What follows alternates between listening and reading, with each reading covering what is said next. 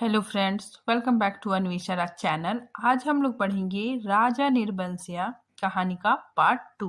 ठीक है, तो हम लोगों ने पहले देख लिया था कि जगपति को, ठीक है, चंदा के हाथों का जो कड़ा है, ठीक है, वो मिल जाता है। ठीक है, चंदा सोई हुई रहती है और उसके तकिए के नीचे जगपति को रुमाल में चंदा के हाथों का जो सोने का कड़ा है, ठीक है, वो मिल जाता है। उसके बाद फिर जगपति सोचता है। ठीक है, तो देखिए यहाँ पे जगपति सोच रहा है और तब उसके सामने सब सृष्टि धीरे धीरे टुकड़े टुकड़े होकर बिखरने लगी। ये कड़े तो चंदा बेचकर उसका इलाज कर रही थी। ठीक है, तो जगपति सोचता है कि कड़े को बेचकर चंदा मेरा इलाज कर रही थी। वो सब दवाइयाँ और ताकत की टॉनिक, उसने तो कहा था ये दवाइयाँ किसी की मेहरबानी नहीं, मैंने हाथ के कड़े बेचने को दे दिए थे, पर उसका गला बुरी तरह सूख गया। ठीक है, तो वो सोच रहा है कि चंदा ने कहा था कि मैंने ये कड़ा बेच दिया है, ठीक है, और तुम्हारी दवाइयाँ आई है। ठीक है, और ये सोचते सोचते जगपति का गला बुरी तरह से सूख गया, जवान जैसे तालू से चिपक कर रह गए। ठीक है, आगे देखिए, उसने चाहा, ठीक है, जगपति ने चाहा कि चंदा को झकझोर कर उठाए, पर शरीर की शक्ति बह सी गई थी, रक्त पानी हो गया था। थोड़ा संयत हुआ, उसने वे कड़े उसी रुमाल में लपेटकर उसी खाट के कोने पर रख दिए। ठीक है, तो वो क्या करता है, वो कड़ा है, ठीक है, उसी तरह रुमाल में लपेट कर, ठीक है, चंदा के तकिए के पास रख देता है। ठीक है, और बड़ी मुश्किल से अपनी खाट की पाटी पकड़कर लुढ़क गया। चंदा झूठ क्यों बोली? ठीक है, अब जगपति सोच रहा है कि चंदा झूठ क्यों बोली, पर क्यों? कड़ा आज तक छुपाई रही। उसने इतना बड़ा दुराव क्यों किया? आखिर क्यों? किस लिए? और जगपति का दिल भारी हो गया और फिर उसे लगा कि उसका शरीर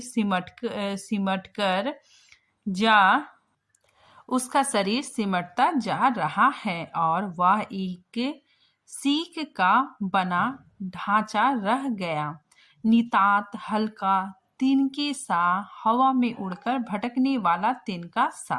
ठीक है, तो ये सारी चीजें जगपति सोचता है। ठीक है, देखिए, उस रात के बाद जगपति सोचता रहा कि चंदा से कड़े मांगकर बेच ले। ठीक है, तो वो बाद में सोचने लगा कि मैं चंदा से कड़ा मांगकर बेच लूं। ठीक है, और कोई छोटा मोटा कारोबार ही शुरू शुरू कर दूं। ठीक है, क्योंकि नौकरी छूट चुकी थी। ठीक है, तो जगपति की नौकरी छूट चुकी थी। इतने दिन की गैर हाजिरी के बाद वकील साहब ने दूसरा मुहरिम रख लिया था। वह रोज यही सोचता, पर जब चंदा सामने आती तो ना जाने कैसी असहाय सी उसकी अवस्था हो जाती।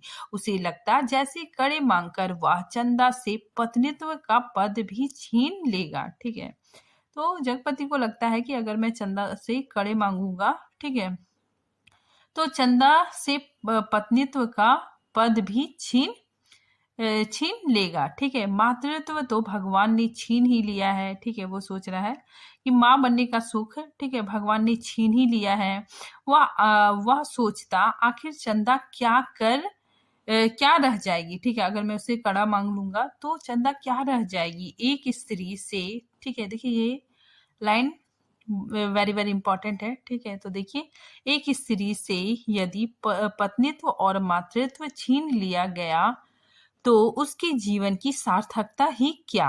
चंदा के साथ यह अन्याय कैसे करे? ठीक है, तो जगपति सोचता है कि चंदा के साथ मैं ऐसा अन्याय कैसे करूं, उससे दूसरी आंख की रोशनी कैसे मांग ले? फिर तो वह नितात अंधी हो जाएगी और उन कड़ों को मांगने के पीछे जिस इतिहास की आत्मा नंगी हो जाएगी, कैसे वह उस लज्जा को स्वयं ही उघाड़ कर ढांपेगा? ठीक है, तो ये सारी चीजें जगपति सोचता है। ठीक है, आगे देखिए, और वह उन्हीं ख्यालों में डूबा सुबह से शाम तक इधर उधर काम की टोह में घूमता रहता। ठीक है, तो वो काम की तलाश में घूमता रहता। किसी से उधार ले ले, पर किस संपत्ति पर, क्या है उसके पास, ठीक है, जिसके आधार पर कोई उसे कुछ देगा। ठीक है, तो वो सोचता है कि मैं किसी से उधार लूं, ठीक है, लेकिन मतलब किस आधार से, ठीक है, मेरे पास तो कुछ भी नहीं है। ठीक है।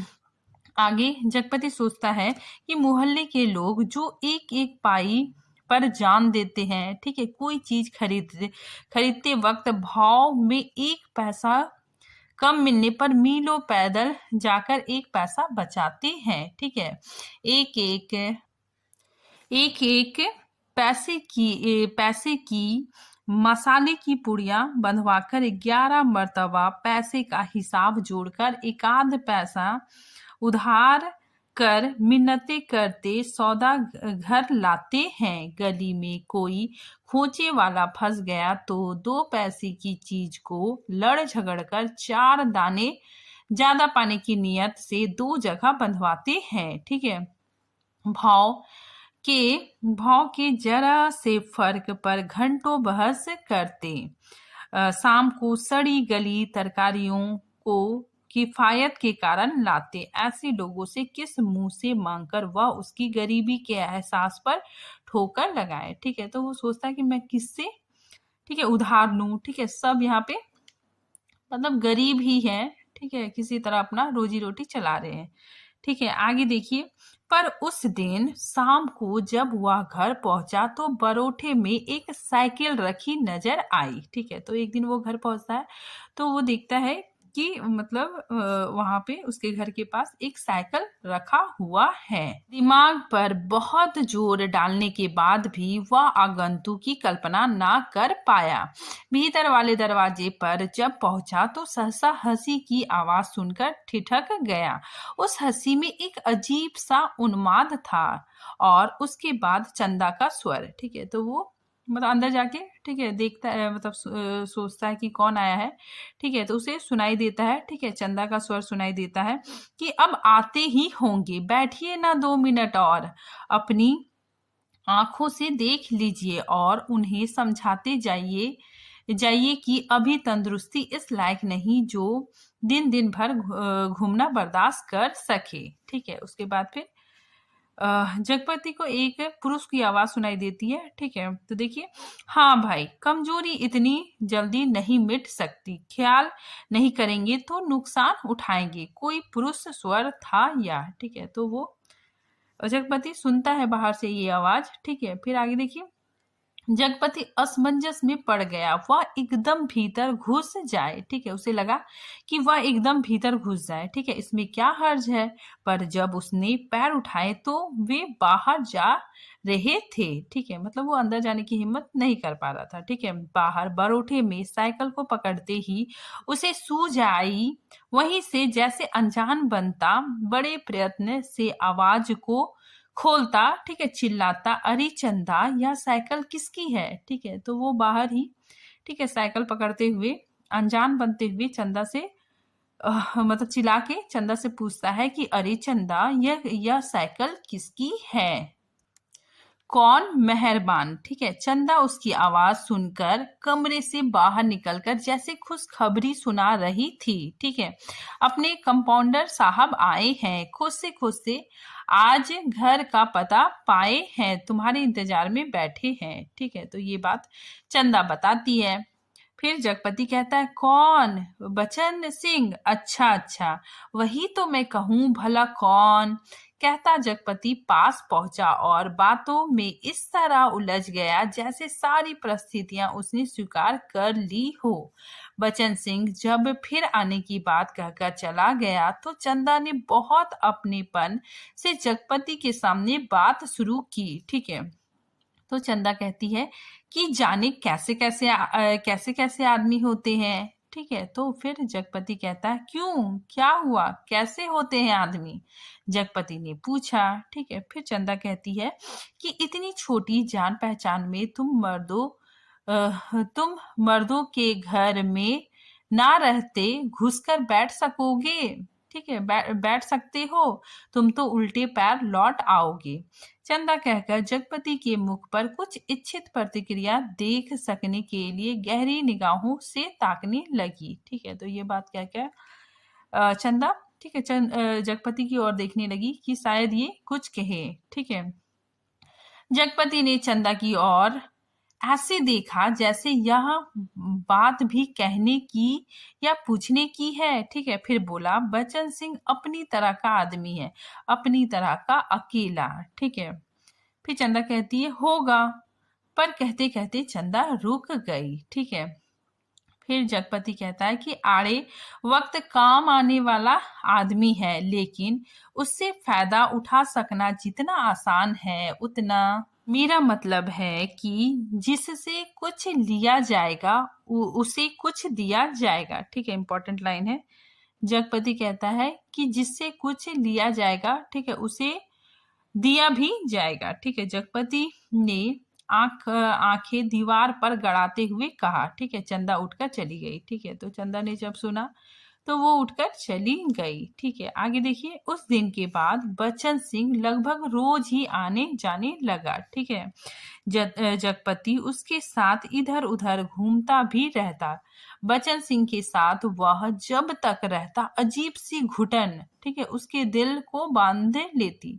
ठीक है, तो यहाँ पे देखिए इंपॉर्टेंट है कि जगपति बच्चन सिंह के साथ रहता था। ठीक है, तो उसे बहुत ही अजीब सा घुटन, ठीक है, घुटन महसूस होता था। ठीक है, आगे देखिए वो क्या क्या महसूस करता था। ठीक है, उसी चीज का यहाँ पे वर्णन है। ठीक है, तो देखिए, और तभी जीवन की तमाम विषमताएं भी उसके निगाहों के सामने उभरने लगती। आखिर वह स्वयं एक आदमी है, बेकार, या माना कि उसके सामने पेट पालने की कोई विकराल समस्या नहीं। वह भूखों नहीं मर रहा, जाड़े में कांप नहीं रहा, पर उसके 2 हाथ पैर है, शरीर का पिंजरा है। ठीक है, जो कुछ मांगता है। ठीक है, कुछ। ठीक है, तो ये सब चीजें जगपति सोच रहा है कि मेरे पास मतलब 2 हाथ पैर है, ठीक है, और एक शरीर है, और वो कुछ मांगता है। ठीक है, और वह सोचता है यह कुछ क्या है, सुख? शायद हाँ, शायद नहीं। वह तो दुख में भी जी सकने का आदी है, अभाव में जीवित रह सकने वाला आश्चर्यजनक कीड़ा। ठीक है, तो वो कहता है कि मैं तो मतलब अभावों में भी जी सकने वाला आश्चर्यजनक कीड़ा हूँ। ठीक है, तो फिर वासना, शायद हाँ, शायद नहीं। चंदा का शरीर लेकर उसने उस क्षणिकता को भी देखा है। तो फिर धन, ठीक है, ये सोच रहा है कि मेरी क्या ऐसी जरूरत है। ठीक है, तो फिर सोचता है धन, शायद हाँ, शायद नहीं। उसने धन के लिए अपने को खपाया है, पर वह भी तो उस अदृश्य प्यास को बुझा नहीं पाया। तो फिर क्या? ठीक है, वो सोचता है कि धन वो चीज है, फिर बोलता है नहीं। ठीक है, फिर बोलता है फिर क्या? ठीक है, वह कुछ क्या है जो उसकी आत्मा में नसूर सा रिश्ता रहता है, अपना उपचार मांगता है, शायद काम। ठीक है, तो वो सोचता है कि मेरे लिए सबसे जरूरी काम है। ठीक है, हाँ, यही, बिल्कुल यही जो उसके जीवन की घड़ियों को निपट सुना ना छोड़े। ठीक है, जिसमें वह अपनी शक्ति लगा सके। ठीक है, तो ये सोचता है कि मेरे लिए सबसे जरूरी काम है। ठीक है, जिसमें वह अपनी पूरी शक्ति लगा सके, अपना मन डुबो सके, अपने को सार्थक अनुभव कर सके, चाहे उसमें सुख हो या दुख, आरक्षा हो या सुरक्षा, शोषण हो या पोषण। अरे सिर्फ काम चाहिए। ठीक है, वो सोचता है कि मुझको सिर्फ काम चाहिए, करने के लिए कुछ चाहिए, यही तो उसकी प्राकृतिक आवश्यकता है, पहली और आखिरी मांग है। क्योंकि वह उस घर में नहीं पैदा हुआ जहां सिर्फ जबान हिलाकर शासन करने वाले होते हैं। वह उस घर में भी नहीं पैदा हुआ जहां सिर्फ मांगकर जीने वाले होते हैं। वह उस घर का है जो सिर्फ काम करना जानता है। ठीक है, मतलब वो सोचता है कि मैं उस घर में पैदा हुआ, ठीक है, जहाँ पे लोग काम करके, ठीक है, अपना जीवन यापन करते हैं। ठीक है, तो इसलिए कहता है कि वह उस घर का है जो सिर्फ काम करना जानता है, काम ही उसकी आस है, सिर्फ वह काम चाहता है, काम। ठीक है, और एक दिन उसकी काम धाम की समस्या भी हल हो गई। तालाब वाले ऊंचे मैदान के दक्षिण और जगपति की लकड़ी की टाल, ठीक है, इंपॉर्टेंट है, ठीक है, जगपति की लकड़ी की टाल खुल गई, बोर्ड तक टंग गया। टाल की जमीन पर लक्ष्मी लक्ष्मी पूजन भी हो गया और हवन भी हो गया। लकड़ी को कोई कमी नहीं थी। ठीक है, तो लकड़ी का कोई भी कमी नहीं था। गांव से आने वाली गाड़ियों को इस कारोबार में पैरे हुए आदमियों की मदद से मोल तोल करवा के वहां गिरवा दिया गया। ठीक है, गांठे एक और रखी गई। चैलो चैलो का चट्टा करीने से लग गया और गुद्दे चिरने के लिए डाल दिए गए। 2-3 गाड़ियों का सौदा करके टाल चालू कर दी गई। भविष्य में स्वयं पेड़ खरीद कर काटने का तय किया गया। बड़ी बड़ी स्कीमें बनी कि किस तरह जलाने की लकड़ी से बढ़ते बढ़ते, ठीक है, एक दिन इमारती लकड़ी की कोठी बनेगी। ठीक है, तो इतना प्लानिंग भी हो गया। ठीक है, फिर आगे देखिए, चीरने की नई मशीन लगेगी। कारोबार बढ़ जाने पर बच्चन सिंह भी नौकरी छोड़कर उसी में लग जाएगा और उसने महसूस किया कि वह काम में लग गया। ठीक है, तो जगपति महसूस करने लगा कि वो काम में पूरी तरह लग गया। अब 24 घंटे उसके सामने काम है, उसके समय का उपयोग है। दिन में वह एक एक घंटे के लिए किसी का मित्र हो सकता है। ठीक है, तो वो सोचता है कि दिन में, ठीक है, वह 1 घंटे के लिए किसी का मित्र हो सकता है, कुछ देर के लिए वह पति हो सकता है, पर बाकी समय, दिन और रात के बाकी घंटे, उस घंटों के अभाव को सिर्फ उसका काम ही भर सकता है। और वह कामदार था। ठीक है, अब वो मतलब अपने काम में पूरी तरह लग गया। ठीक है, वह कामदार तो था, लेकिन जब टाल की उस ऊंची जमीन पर पड़े छप्पर के नीचे तख्त पर वह गल्ला रखकर बैठता, सामने लगे लकड़ियों के ढेर, कटे हुए पेड़ के तने, जड़ों को लुढ़कता हुआ देखता, तो एक निरीहता बरबस उसके दिल को बांधने लगती। ठीक है, उसे लगता एक व्यर्थ पिचास का शरीर टुकड़े टुकड़े करके उसके सामने रख दिया गया है। ठीक है, तो जगपति, ठीक है, वहां पे लकड़ी की टाल में, ठीक है, वहां पे बैठता था। ठीक है, तो वहां का जो दृश्य है, ठीक है, उसी के बारे में वो सोच रहा है। ठीक है, आगे वो सोचता है कि फिर इन पर कुल्हाड़ियां चलेगी। ठीक है, तो वहां पे जो लकड़ी रखा हुआ है, ठीक है, उसी चीज का यहाँ पे जगपति सोचता है कि फिर इन पर कुल्हाड़ी चलेगी और इसके रेसे रेसे अलग हो जाएंगे और तब इसकी ठठरियों को सुखाकर किसी पैसे वाले के हाथ तक पर तौलकर बेच दिया जाएगा और तब उसकी निगाह सामने खड़े ताड़ के पेड़ पर अटक जाती है। ठीक है, जिसके बड़े बड़े पत्तों पर सुर्ख गर्दन वाले गीद पर फड़फड़ाकर देर तक खामोश बैठे रहते। देखिए यहाँ पे जो दृश्य है, ठीक है, उसका यहाँ पे वर्णन है कि ताड़ के पेड़ का काला गडेरदार तना और उसके सामने ठहरी हुई वायु में निसहाय कांपती भारहीन नीम की पत्तियां चकराती झड़ती रहती, धूल भरी धरती पर लकड़ी की गाड़ियों के पहियों की पड़ी हुई लीक धुंधली सी चमक उठती और बगल वाले मूंगफली के पेच की एक रस खरखराती आवाजें कानों में भरने लगती।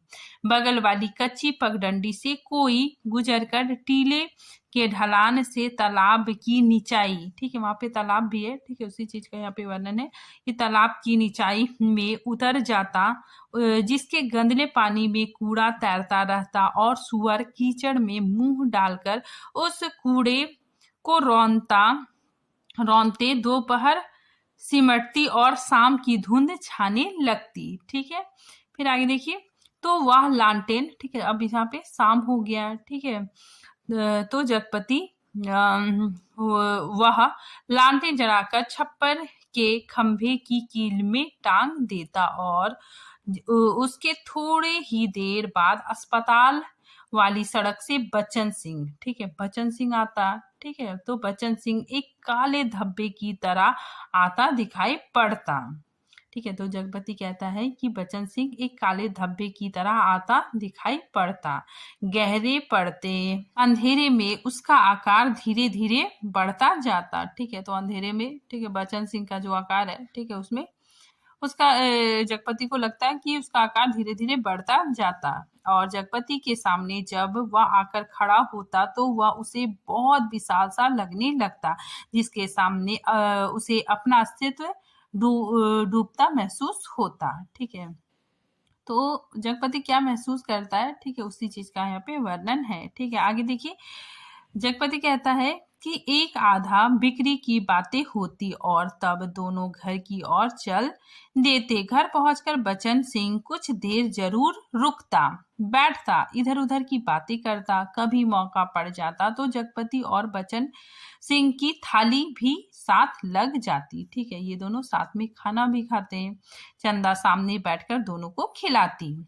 बच्चन सिंह बोलता जाता, क्या तरकारी बनी है, मसाला ऐसा पड़ा है कि उसकी भी बहार है और तरकारी का स्वाद भी ना मरा। ठीक है, होटल में या तो मसाला ही मसाला रहेगा या सिर्फ तरकारी ही तरकारी। वाह वाह, क्या बात है अंदाज की। ठीक है, तो बच्चन सिंह खाने की तारीफ करता और चंदा बीच बीच में टोककर बोलती जाती, इन्हें तो जब तक दाल में प्याज का भुना घी ना मिले तब तक पेट ही नहीं भरता। ठीक है, फिर आगे चंदा कहती है, सिरका अगर इन्हें मिल जाए तो समझो सब कुछ मिल गया। पहले मुझे सिरका ना जाने कैसा लगता था, पर अब ऐसा जबान में चढ़ा है, ठीक है, इन्हें कागज सी पतली रोटी पसंद नहीं। ठीक है, तो चंदा कहती है, जगपति के बारे में बताती है कि इन्हें कागज सी पतली रोटी पसंद ही नहीं। अब मुझसे कोई पतली रोटी बनाने को कहे तो बनती ही नहीं, आदत पड़ गई है। ठीक है, और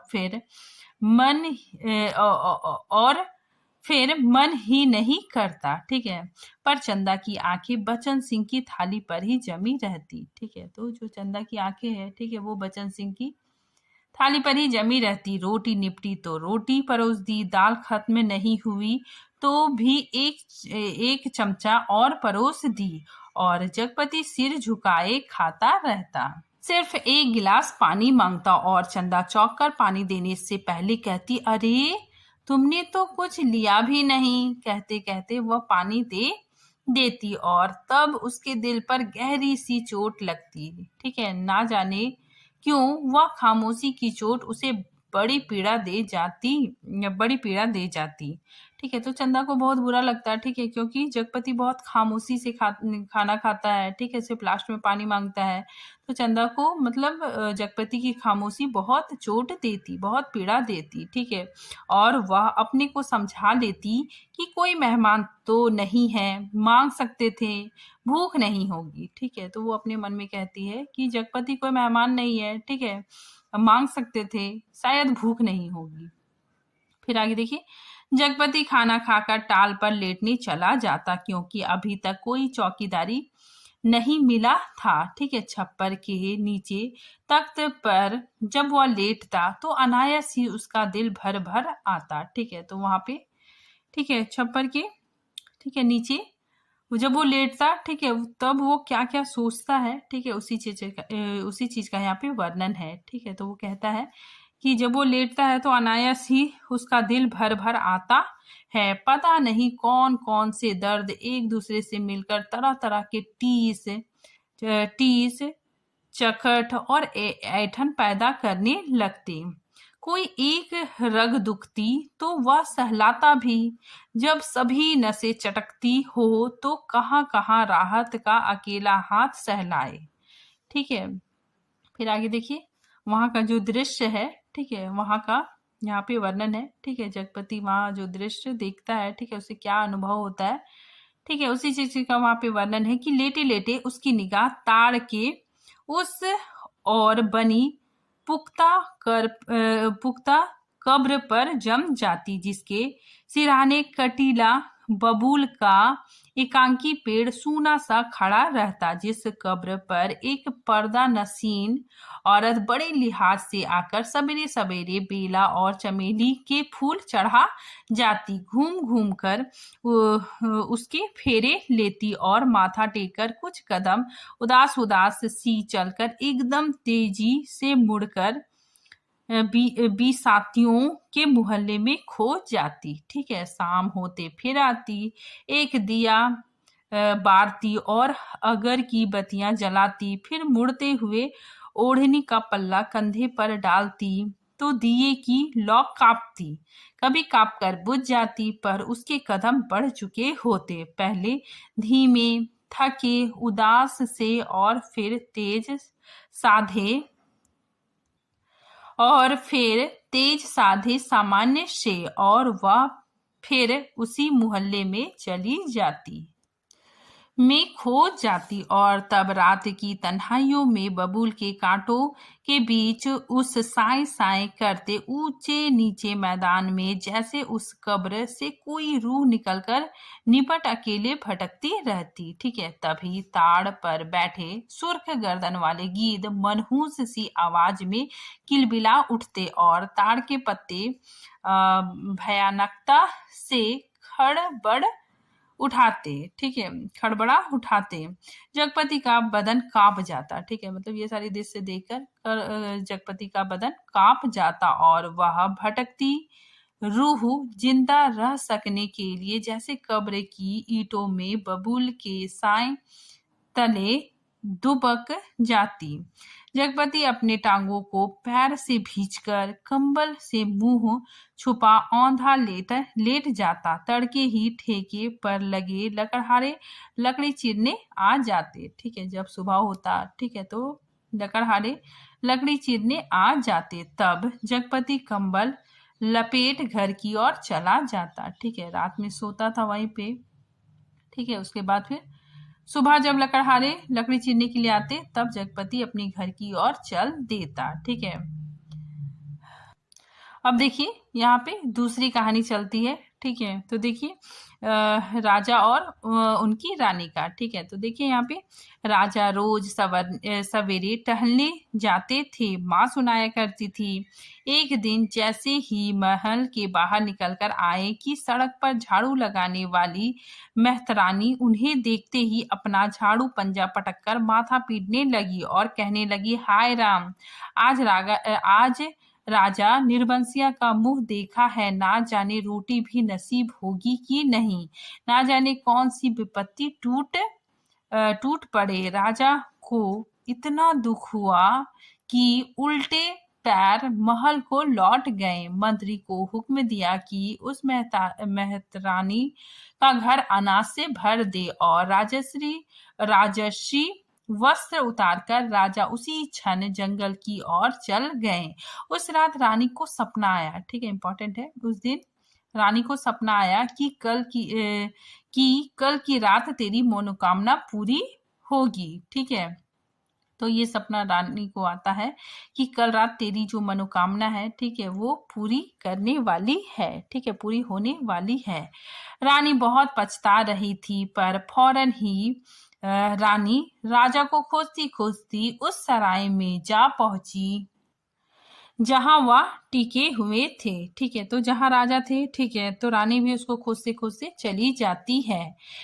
रानी भेष बदलकर सेवा करने वाली भटियारनी बनकर राजा के पास रात में पहुंचती है। ठीक है, रात भर उनके साथ रहती है। ठीक है, तो यहाँ पे ध्यान दीजिएगा, जो रानी है, ठीक है, वो राजा के पास रहती है। ठीक है, साथ ही उनके साथ रात भर रहती है। ठीक है और उसी वक्त रानी, ठीक है, गर्भ धारण कर लेती है। ठीक है, राजा के साथ रात बिताती है। ठीक है, और सुबह राजा के जगने से पहले सराय छोड़कर महल की ओर लौट जाती है। ठीक है, राजा सुबह उठकर दूसरे देश की ओर चल गए। 2 ही दिनों में राजा के निकल जाने की खबर राज भर में फैल गई। राजा निकल गए, चारों तरफ यही खबर थी। ठीक है, तो चारों तरफ यही खबर फैल जाती कि राजा राज्य छोड़कर चला गया। ठीक है, और उस दिन टोले मोहल्ले के हर आंगन में बरसात की मेघ की तरह यह खबर बरसकर फैल गई कि चंदा के बाल बच्चा होने वाला है। ठीक है, तो इधर, ठीक है, जगपति और चंदा की स्टोरी में, ठीक है, यहाँ पे मतलब मोहल्ले में, ठीक है, और चारों तरफ यह खबर फैल जाती है कि चंदा के बाल बच्चा होने वाला है। ठीक है, मतलब चंदा गर्भवती है। ठीक है, नुक्कड़ पर जमुना सुनार की कोठरी में फिनकती सुरही रुक गई। मुंशी जी ने अपना मीजान लगाना छोड़ विस्फारित नेत्रों से ताक कर खबर सुनी। बंसी किराने वाले ने कुएं में से आधी गई रस्सी खींच डोल मन पर पटक कर सुना। ठीक है, सुदर्शन दर्जी ने मशीन के पहिए को हथेली से रगड़कर रोक कर सुना। ठीक है, सभी ने सुना। हंसराज पंजाबी ने अपनी नील लगी माल गुजरी कमीज की आस्तीनें चढ़ाते हुए सुना। ठीक है, तो सभी लोगों ने, ठीक है, अपना अपना अपना काम छोड़कर ये खबर सुना कि चंदा के बाल बच्चा होने वाला है। ठीक है, और जगपति की बेवा चाची ने औरतों के जमघट में बड़े विश्वास पर भेद भरे स्वरों में सुनाया कि आज, ठीक है, आज 6 साल हो गए शादी को, ना बाल ना बच्चा, ना जाने किसका पाप है उसके पेट में और किसका होगा सिवाय सिवाय उस मुस्टंडे कॉम्पोटर के। ना जाने कहां से कुलछनी इस मोहल्ले में आ गई। इस गली की तो पुश्तों से ऐसी मर्जात रही है कि गैर मर्द औरत की परछाई परछाई तक नहीं देख पाए। यहाँ के मर्द तो बस अपने घर की औरतों को जानते हैं, उन्हें तो पड़ोस के घर की जनानियों की गिनती तक नहीं मालूम। ठीक है, तो ये सारी बातें जगपति की जो चाची है, ठीक है, वो कहती है। ठीक है, यह कहते कहते उसका चेहरा तमतमा आया और सब औरतें देवलोक की देवियों की तरह गंभीर बनी, अपनी पवित्रता की महानता के बोझ से दबी धीरे धीरे खिसक गई। ठीक है, सुबह यह खबर फैलने से पहले जगपति टाल पर चला गया था, पर सुनी उसने भी आज यही थी। दिन भर वह तख्त पर कोने की और मुंह किए पड़ा रहा, ना ठेके की लकड़ियां चिराई, ना बिक्री की ओर ध्यान दिया, ना दोपहर का खाना खाने ही घर गया। जब रात अच्छी तरह फैल गई तो वह हिंसक पशु की भांति उठा। उसने अपनी अंगुलियां चटकाई, मुट्ठी बांधकर बाह का जोर देखा तो नसें तनी और बाह में कठोर कंपन सा हुआ। ठीक है, उसने 3-4 पूरी सांस खींची और मजबूत कदमों से घर की ओर चल पड़ा। मैदान खत्म हुआ। ठीक है, चलते चलते मैदान खत्म हुआ, कंकड़ की सड़कें आई। ठीक है, सड़कें खत्म हुई, गली आई, पर गली के अंधेरे में घुसते वह सहम गया। ठीक है, जैसे किसी ने अदृश्य हाथों से उसे पकड़कर सारा रक्त निचोड़ लिया। उसकी फटी हुई शक्तियों की नस पर हिम शीतल होठ रखकर सारा रस चूस लिया और गली के अंधेरे की हिकारत भरी काली और भी भारी हो गई, जिसमें घुसने से उसकी सांस रुक जाएगी, घुट जाएगी। ठीक है, तो जब वहां से वो निकला था, ठीक है, तो बहुत ही, ठीक है, मतलब तमतमाया हुआ निकला। ठीक है, कि चंदा को आज वो मतलब बहुत उस पे क्रोधित होगा। ठीक है, लेकिन जब वो रास्ते से मतलब आने लगता है, जब घर पहुंचने लगता है, तो वो मतलब वो नॉर्मल हो जाता है। ठीक है, आगे देखिए। वह पीछे मुड़ा पर रुक गया, फिर कुछ शायद होकर वह चोरों की तरह निशब्द कदमों से किसी तरह घर के भीतर दहरी तक पहुंच गया। ठीक है, तो वह चोर की तरह अपने घर में, ठीक है, घुस गया। ठीक है, अपने घर के अंदर प्रवेश किया। दाईं ओर से रसोई वाली दहलीज में कुप्पी टिमटिमा रही थी। ठीक है, तो वहां पे एक दिया जल रहा था। ठीक है, और चंदा अस्त व्यस्त सी दीवार से सिर टेके शायद आसमान निहारते निहारते सो गई थी। ठीक है, कुप्पी का प्रकाश उसके आधे चेहरे को उजागर किए था और आधा चेहरा गहन कालिमा में डूबा अदृश्य था। वह खामोशी से खड़ा ताकता रहा। चंदा के चेहरे पर नारित्व की प्रगाढ़ता आज उसे दिखाई दी। ठीक है, चेहरे की सारी कमनीयता ना जाने कहाँ खो गई थी। उसका अछूतापन ना जाने कहाँ लुप्त हो गया था। फूला फूला मुख जैसे टहनी से तोड़े फूल को पानी में डालकर ताजा किया गया हो, जिसकी पंखुड़ियों में टूटन की सुरमई रेखाएं पड़ गई हो, पर भीगने से भारीपन आ गया हो। ठीक है, तो यहाँ पे चंदा सोई हुई है। ठीक है, और जगपति उसे देखता है। ठीक है, और उसी चीज का मतलब चंदा के सौंदर्य का वर्णन है। ठीक है, आगे। ठीक है, आगे जगपति देखता है चंदा को। ठीक है, कि उसके खुले पैर पर उसकी निगाह पड़ी। ठीक है, तो चंदा के खुले पैर पर जब जगपति की निगाह पड़ी तो सूजा सा लगा। ठीक है, एड़ियां भरी सूजी सी और नाखून के पास अजब सा सूखापन। ठीक है, जगपति का दिल एक बार महसूस उठा। ठीक है, मतलब जगपति को एक बार उस पे दया आ गई। ठीक है, उस पे प्यार आ गया। उसने चाहा कि बढ़कर उसे उठा ले, अपने हाथों से उसका पूरा शरीर छू छू कर सारा कलुष पोंछ दे, उसे अपनी सांसों की अग्नि में तपाकर एक बार फिर पवित्र कर ले। ठीक है, और उसकी आंखों की गहराई में झांककर कहे कि देवलोक से किस श्रापवश निर्वासित हो तुम, इधर आ गई चंदा। ठीक है, यह श्राप तो अमिट था।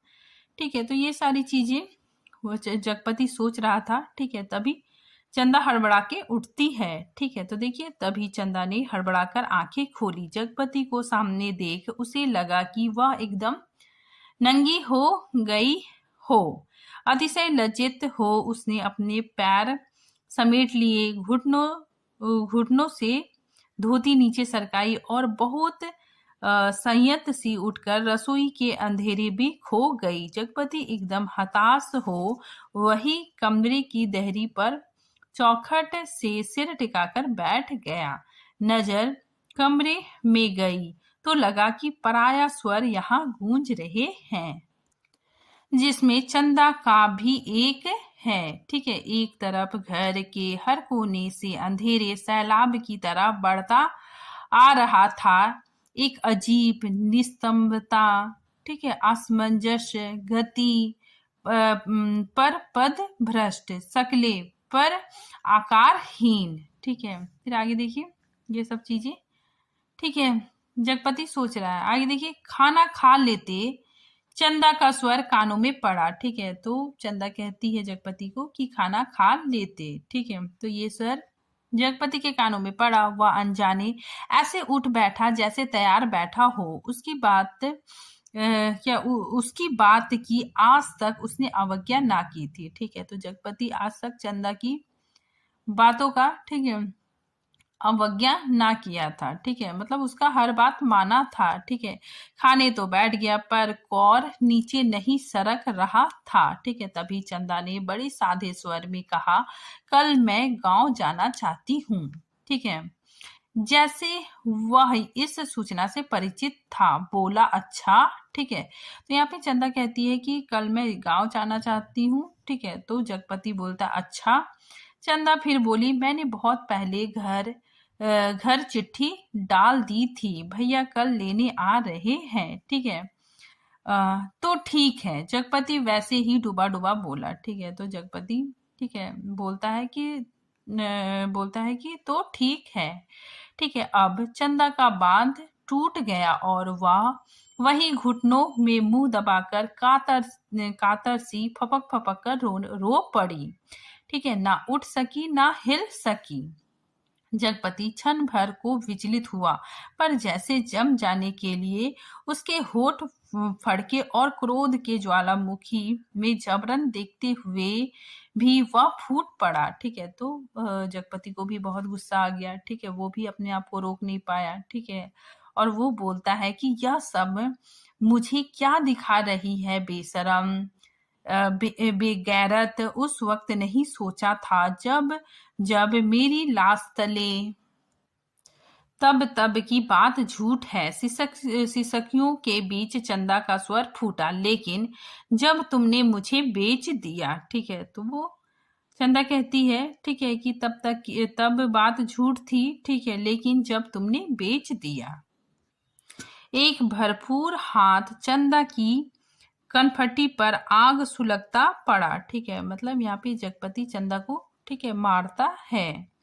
ठीक है, उसको मतलब एक झापड़ मारता है। ठीक है, कनफटी के पास, और जगपति अपनी हथेली दूसरी से दबाता खाना छोड़ कोठरी में घुस गया और रात भर कुंडी चढ़ाए उसी कालिख में घुटता रहा। ठीक है, दूसरे दिन चंदा घर छोड़कर अपने गांव चली गई। ठीक है, तो यहाँ पे क्या होता है कि जगपति ठीक है चंदा को फटकारता है। ठीक है, वो कहता है कि जब वो बीमार था, ठीक है, जब वो अस्पताल में, ठीक है, जब उसको गोली लगी थी, ठीक है, तो उसकी बीमारी की अवस्था में, ठीक है, तुम्हें, ठीक है, वो चंदा को बोलता है कि तुम्हें बचन सिंह से संबंध बनाने में, ठीक है, शर्म नहीं आई। ठीक है, तुम्हें मतलब बचन सिंह से संबंध बनाने में सोचना चाहिए था। ठीक है, परंतु चंदा कहती है कि उस समय, ठीक है, उसने कुछ भी नहीं किया। ठीक है, मतलब उसकी कोई गलती नहीं है।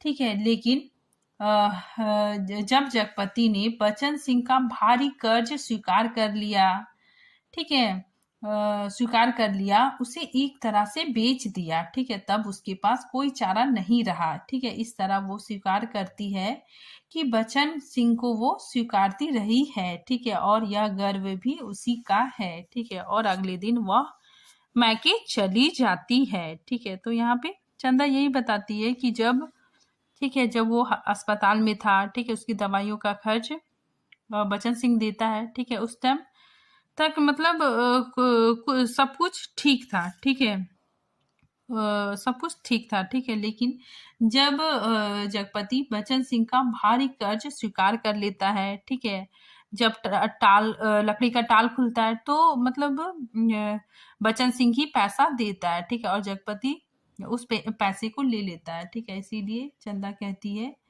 कि जब तुमने भारी कर्ज स्वीकार कर लिया, तो तुमने मुझे एक तरह से बेच दिया। ठीक है, और मेरे पास कोई चारा नहीं था। ठीक है, तो उसके बाद फिर चंदा गर्भवती हो जाती है। ठीक है, और चंदा गांव छोड़कर चली जाती है। जगपति पूरा दिन और रात टाल पर ही काट देता। उस वीराने में तालाब के बगल, ठीक है, कब्र, बबूल और ताड़ के पड़ोस में, पर मन मुर्दा हो गया था। ठीक है, जबरदस्ती वह अपने को वहीं रोके रहता। उसका दिल होता कहीं निकल जाए, पर ऐसी कमजोरी उसके तन और मन को खोखला कर गई थी कि चाहने पर भी वह जा ना पाता। ठीक है, हिकारत भरी नजरे सहता, पर वहीं पड़ा रहता। काफी दिनों बाद जब नहीं रहा गया तो एक दिन जगपति घर पर ताला लगा नजदीक के गांव में लकड़ी कटवाने चला गया। ठीक है, तो जगपति, ठीक है, नजदीक के गांव में लकड़ी कटाने चला गया। उसे लग रहा था कि अब वह पंगु हो गया है, बिल्कुल लंगड़ा, एक रेंगता कीड़ा, ठीक है, जिसके ना आंख है, ना कान है, ना मन है, ना इच्छा। वह उस बाग में पहुंच गया जहां खरीदे पेड़ कटने थे। ठीक है, दो आरे वाले ने पतले पेड़ के तने पर आरा रखा और कर कर का आबाद शोर शुरू हो गया। ठीक है, दूसरे पेड़ पर बन्ने और सकूरे, ठीक है, ये पात्र याद रखिएगा, सकूरे, ठीक है, की कुल्हाड़ी बज उठी। ठीक है, और गांव से दूर उस बाग में एक लयपूर्ण स्वर शुरू हो गया। ठीक है, जड़ पर कुल्हाड़ी पड़ती तो पूरा पेड़ थर्रा जाता। करीब के खेत की मेड़ पर बैठे जगपति का शरीर भी जैसे कांप कांप उठता। ठीक है, तो पेड़ पर सॉरी जड़ पर जब कुल्हाड़ी पड़ती तो पूरा पेड़ थर्रा जाता। ठीक है, उसे देखकर जगपति का शरीर भी कांप उठता। चंदा ने कहा था, ठीक है, अब यहाँ पे जगपति सोच रहा है कि चंदा ने कहा था, लेकिन जब तुमने मुझे बेच दिया, क्या वह ठीक कहती थी? क्या बचन सिंह ने टाल के लिए जो रुपए दिए थे उसका ब्याज इधर चुकता हुआ? ठीक है, क्या सिर्फ वही रुपए आग बन गए जिसकी आंच में उसकी सहनशीलता, विश्वास और आदर्श मोम से पिघल गए? ठीक है, सकूरे बाग से लगे डंडे पर से किसी ने आवाज लगाई। सकूरे ने कुल्हाड़ी रोककर वहीं से हाँक लगाई। कोने के खेत से लीक बनी है, जरा मेड़ मारकर नाधा ला गाड़ी। ठीक है, तो ये सकूरे कहता है। ठीक है, जगपति का ध्यान भंग हुआ। उसने मुड़कर डंडे पर आंख गड़ाई। दो भैंसा गाड़ियां लकड़ी भरने के लिए आ पहुंची थी। ठीक है, सकूरे ने जगपति के पास आकर कहा, एक गाड़ी का भुर्ता तो हो गया, बल्कि 1.5 का। अब इस पतरिया पेड़ को ना छाट दे। ठीक है, जगपति ने उस पेड़ की ओर देखा जिसे काटने के लिए सकूरे ने इशारा किया था। ठीक है, पेड़ की शाख हरी भरी पेड़ की शाख हरी पत्तियों से भरी थी। वह बोला, ठीक है, जगपति बोला कि अरे यह तो हरा, और अभी इसे छोड़ दो। ठीक है, तो यहाँ पे सकूरे, ठीक है, बोलता है कि एक पतला पेड़ रहता है, ठीक है, वो हरा भरा रहता है, उसको काटने के लिए कहता है। ठीक है, लेकिन जगपति कहता है, अरे यह तो हरा हरा है, अभी से छोड़ दो। ठीक है, तो सकूरे कहता है कि हरा होने से क्या, उचट तो गया है, ना फूल का ना फल का, अब कौन इसमें फल फूल आएंगे, 4 दिन में पत्तियां झुरा जाएंगी। ठीक है, सकूरे ने पेड़ की ओर देखते हुए उस्तादी अंदाज में ये बात कहा। जैसा ठीक समझो, ठीक है, जैसा ठीक समझो तुम, जगपति ने कहा, और उठकर मेड़ पक्के कुएं में पानी पीने चला गया। ठीक है, तो जगपति कहता है कि जैसा तुम ठीक समझो, और वो कुएं के पास पानी पीने के लिए चला जाता है। ठीक है, दोपहर ढलते गाड़ियां भरकर तैयार हुई और शहर की ओर रवाना हो गई। जगपति को उसके साथ आना पड़ा। गाड़ियां लकड़ी से लदी शहर की ओर चली जा रही थी और जगपति गर्दन झुकाए कच्ची सड़कों की धूल में डूबा भारी कदमों से धीरे धीरे उन्हीं की बजती घंटियों के साथ निर्जीव सा बढ़ता जा रहा था। ठीक है, देखिए यहाँ पे राजा रानी की कहानी स्टार्ट होती है कि कई बरस बाद राजा परदेश से बहुत सा धन कमाकर गाड़ी में लादकर अपने देश की ओर लौटे। माँ सुनाया करती थी कि राजा की गाड़ी का पहिया महल से कुछ दूर पतेले की झाड़ी में उलझ गई। ठीक है, गाड़ी फंस गई। हर तरह की कोशिश की पर पहिया ना निकला। तब एक पंडित ने बताया कि सकट, ठीक है, सकट के दिन का जन्मा बालक अगर अपने घर की सुपारी लाकर इसमें छुआ दे तो पहिया निकल जाएगा। ठीक है, वहीं दो बालक खेल रहे थे, उन्होंने यह सुना तो कूदकर पहुंचे और कहने लगे कि हमारी पैदाइश सकट की है, पर सुपारी तब लाएंगे जब तुम, ठीक है, जब तुम आधा धन देने का वादा करोगे। ठीक है, वे बच्चे राजा से कहते हैं कि जब तुम आधा धन दोगे तो ही हम लोग ये काम करेंगे। राजा ने बात मान ली। बालक दौड़े दौड़े घर गए, सुपारी लाकर छुआ दी, फिर घर का रास्ता बताते आगे आगे चले। आखिर गाड़ी महल के सामने उन्होंने रोक ली। ठीक है, राजा को बड़ा अचरज हुआ, ठीक है, कि हमारे ही महल में ये दो बालक कहाँ से आ गए। ठीक है, भीतर पहुंचे तो रानी खुशी से बेहाल हो गई। ठीक है, तो रानी, ठीक है, राजा को देखकर बहुत खुश हुई। पर राजा ने पहले उन बालकों के बारे में पूछा तो रानी ने कहा कि ये दोनों बालक उन्हीं के राजकुमार हैं। ठीक है, राजा को विश्वास नहीं हुआ। ठीक है, तो रानी को बहुत दुख हुआ। ठीक है, तो रानी बहुत दुखी हुई।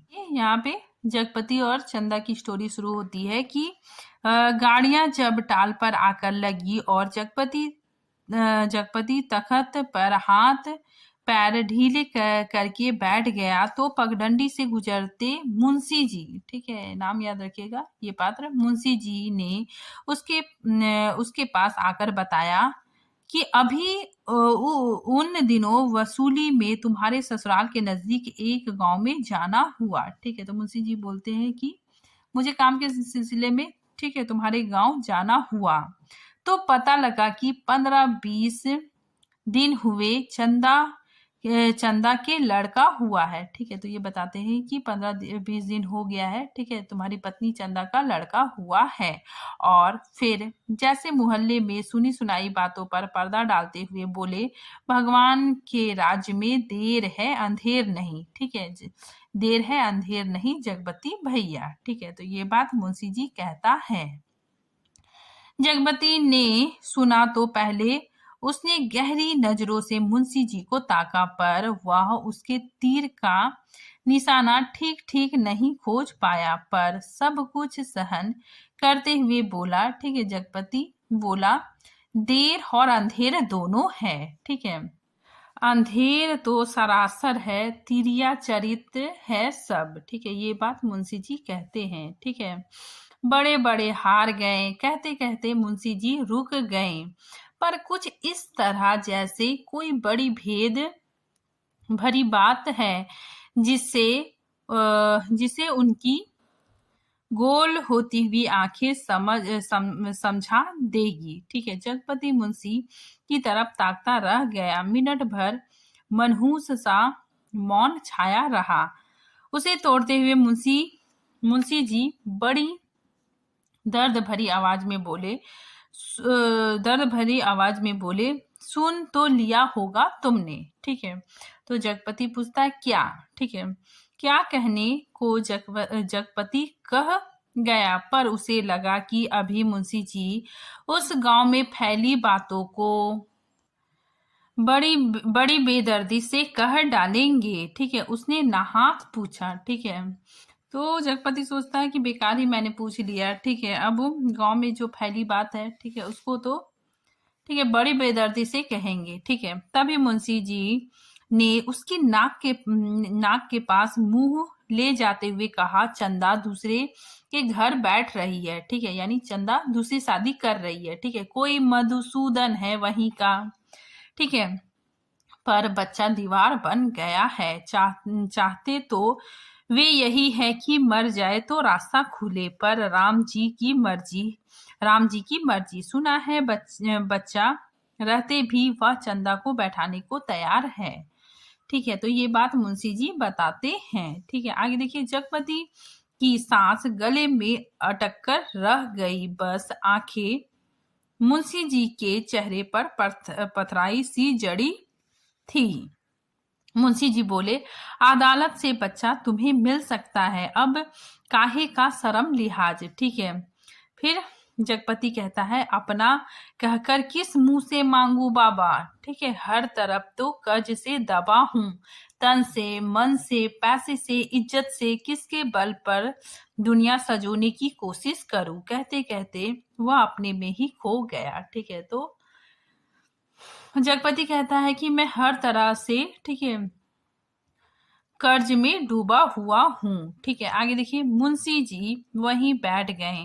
जब रात झुक आई तो जगपति के साथ ही मुंशी जी भी उठे, उसके कंधे पर हाथ रखे वे उसे गली तक लाए। अपनी कोठरी आने पर पीठ सहलाकर उन्होंने उसे छोड़ दिया। वह गर्दन झुकाए गली के अंधेरे में उन्हीं ख्यालों में डूबा ऐसे चलता चला आया जैसे कुछ हुआ ही ना हो, पर कुछ ऐसा बोझ था जो ना सोचने देता था ना समझने। जब चाची की बैठक के पास से गुजरने लगा, ठीक है, तो जगपति जब चाची के बैठक के पास गुजरने लगा तो सहसा उसके कानों में भनक पड़ी, आ गए सत्यानाशी कुलबोरन। ठीक है, तो इसकी चाची बोलती है कि आ गए सत्यानाशी कुलबोरन। ठीक है, उसने जरा नजर उठाकर देखा तो गली की चाची भौजाइयां बैठक में जमा थी और चंदा की चर्चा छिड़ी थी, पर वह चुपचाप निकल गया। इतने दिन बाद ताला खोला और बरोठे के अंधेरे में कुछ सूझ ना पड़ा तो एकाएक वह रात उसकी आंखों के सामने घूम आई। ठीक है, घूम गई जब वह अस्पताल से चंदा के साथ लौटा था। ठीक है, बेवा चाची का वह जहर बूझ तीर, ठीक है, आ गए निर्बंसिया अस्पताल से। ठीक है, और आज सत्यानाशी कुलबोरन। ठीक है, और स्वयं उसका वह वाक्य जो चंदा को छेद गया था। ठीक है, तुम्हारे कभी कुछ ना होगा। ठीक है, और उस रात की शिशु चंदा। ठीक है, तो ये चीजें, ठीक है, जगपति याद करता है। ठीक है, साथ ही सोचता है कि आज की रात, ठीक है, शिशु चंदा, ठीक है, क्योंकि चंदा ने बच्चे को जन्म दिया था। ठीक है, फिर जगपति कहता है कि चंदा का लड़का हुआ है। वह कुछ और जनती, आदमी का बच्चा ना जनती, वह और कुछ जनती, कंकड़ पत्थर, वह नारी ना बनती, बच्ची ही बनी रहती, उस रात की शिशु चंदा। ठीक है, पर चंदा यह सब क्या करने जा रही है। ठीक है, उसके जीते जी वह दूसरे के घर बैठने जा रही है। ठीक है, जगपति सोचता है कि चंदा क्या करने जा रही है। ठीक है, मेरे जीते जी वह दूसरी शादी करने जा रही है करने जा रही है। ठीक है, कितने बड़े पाप में धकेल दिया चंदा को, पर उसे भी तो कुछ सोचना चाहिए, आखिर क्या। पर मेरे जीते जी तो यह सब अच्छा नहीं। वह इतनी घृणा बर्दाश्त करके भी जीने को तैयार है या मुझे जलाने को। ठीक है, वह मुझे नीच समझती है, कायर, नहीं तो एक बार खबर ले लेती। ठीक है, बच्चा हुआ तो पता लगता, पर नहीं, वह उसका कौन है, कोई भी नहीं, औलाद ही। ठीक है, ये लाइन वेरी वेरी इंपॉर्टेंट है। औलाद ही तो वह स्नेह की धुरी है जो आदमी औरत के पहिए को साध कर तन के दल से पार ले जाती है। नहीं तो हर औरत वैश्या है और हर आदमी वासना का कीड़ा। तो क्या चंदा औरत नहीं रही? वह जरूर औरत थी, पर स्वयं मैंने उसे नरक में डाल दिया। वह बच्चा मेरा कोई नहीं, पर चंदा तो मेरी है। ठीक है, वो कहता है कि माना कि बच्चा मेरा नहीं है, ठीक है, बचन सिंह का है, लेकिन चंदा तो मेरी है। ठीक है, एक बार उसे ले आता, फिर यहाँ रात के मोहक अंधेरे में उसके फूल से अधरों को देखता, निर्द्वंद सोई पलकों को निहारता, सांसों की दूध सी अछूती महक को समेट लेता। ठीक है, आज का अंधेरा, घर में तेल भी नहीं जो दिया जला ले। ठीक है, और फिर किसके लिए कौन जलाए। ठीक है, वो बोलता है कि मैं मतलब दिया किसके लिए जलाऊं। ठीक है, चंदा के लिए, पर उसे तो बेच दिया था। सिवाय चंदा की कौन सी संपत्ति उसके पास थी जिसके आधार पर कोई कर्ज देता। ठीक है, कर्ज ना मिलता तो यह सब कैसे चलता। काम पेड़ कहाँ से कटते। और तब सकूरी के वे शब्द उसके कानों में गूंज गए। हरा होने से क्या उखड़ तो गया है, वह स्वयं भी तो एक उखड़ता हुआ पेड़ है, ना फल का ना फूल का, ना फूल का। ठीक है, तो ये सब बातें, ठीक है, जगपति सोचता है। ठीक है, व्यर्थ ही तो है जो कुछ सोचा उस पर कभी विश्वास ना कर पाया। चंदा को चाहता रहा पर उसके दिल में चाहत ना जगा पाया। उसे कहीं से एक पैसा मांगने पर डांटता रहा। ठीक है, जगपति कहता है कि चंदा को कहीं से 1 रुपए मांगने के लिए डांटता रहा पर खुद लेता रहा। और आज वह दूसरे के घर बैठ रही है, उसे छोड़कर वह अकेला है। हर तरफ बोझ है जिसमें उसकी नस नस कुचली जा रही है, रग रग फट गई है और वह किसी तरह टटोल टटोल कर भीतर घर में पहुंचा।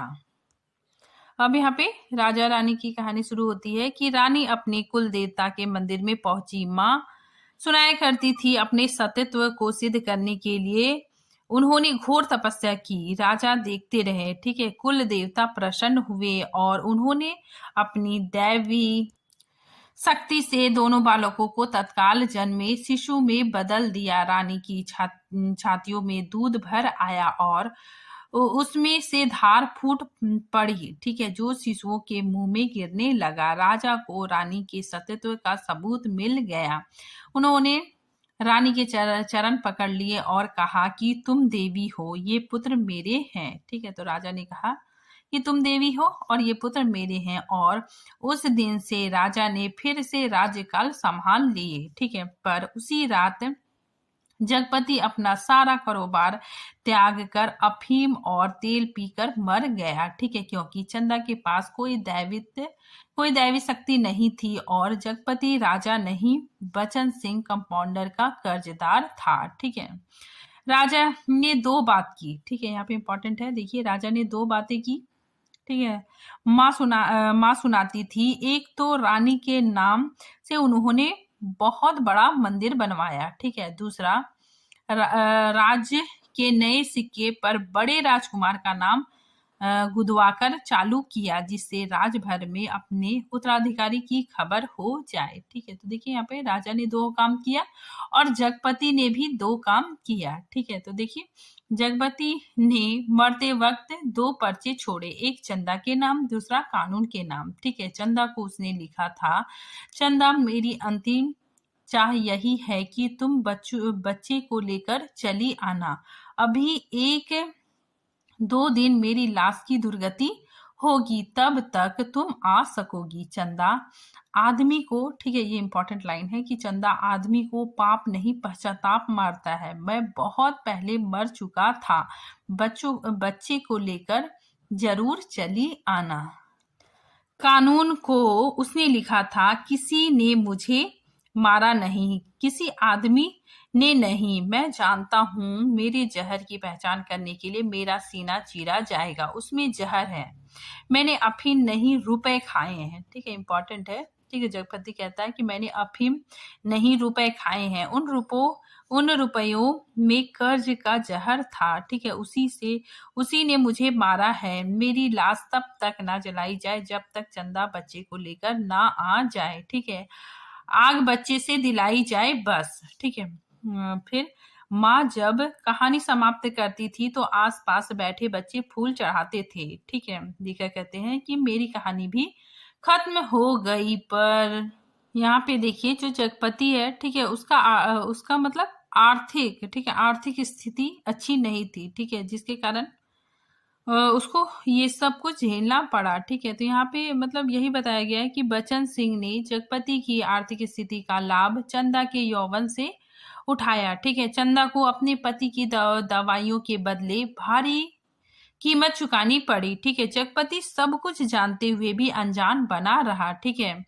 जो दोनों के बीच ठीक है, अनजान से दरार पड़ने लगी। ठीक है, चंदा और जगपति के बीच दरारें पड़ने लगी। बचन सिंह के आर्थिक सहायता से जगपति ने लकड़ी का टाल खोल लिया।